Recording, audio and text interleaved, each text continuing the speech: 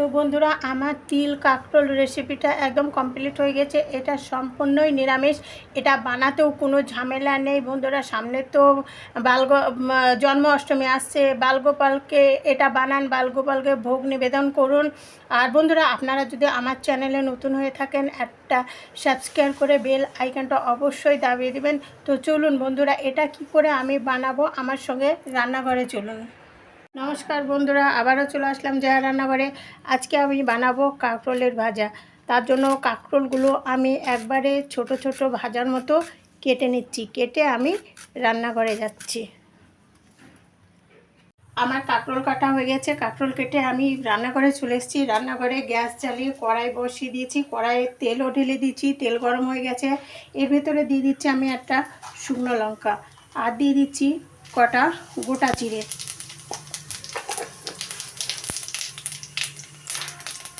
জিরে শুকনো লঙ্কাটা গরম হয়ে গেলে আমি এর ভেতরে কেটে রাখা কাঁকরোলটা আমি ভাজার মতো পিছিয়ে রেখেছিলাম।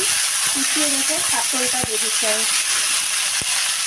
এর ভেতরে আমি দিয়ে দিচ্ছি পরিমাণ মতো হলুদের গুঁড়ো, আর দিয়ে দিচ্ছি পরিমাণ মতো লবণ। দিয়ে দিচ্ছি আমি মাঝখান থেকে ফেলে রেখেছিলাম কটা কাঁচা লঙ্কা। এটা দিয়ে আমি আঁচটা একদম কমিয়ে দিয়েছি।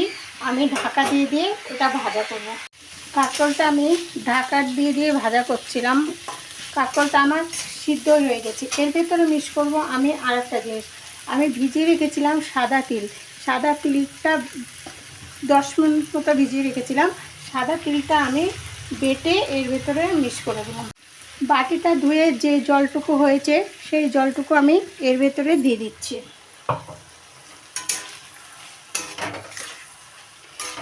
দিয়ে এটা নাড়াচাড়া দিয়ে আমি ঢাকা দিয়ে রাখবো। এর ভেতরে আমি মিক্স করব কয়েক দানা চিনি। চিনিটা আমি বেশি দেবো না, এটা তিল দিয়েছি তো, তাই জন্য চিনিটা আমি মিক্স করছি। চিনিটা মিক্স করলে একটু মিষ্টি মিষ্টি ভাব আসবে, ভালো লাগবে খেতে। চিনিটা মিক্স করে আমি খুব ভালো করে নাড়াচাড়া করে একবারে ভাজা ভাজা করে নেব।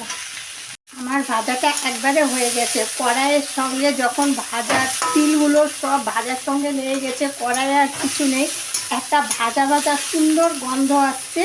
এবার আমি এটা নামিয়ে নেব। আমার ভাজা একবারে কমপ্লিট হয়ে গেছে।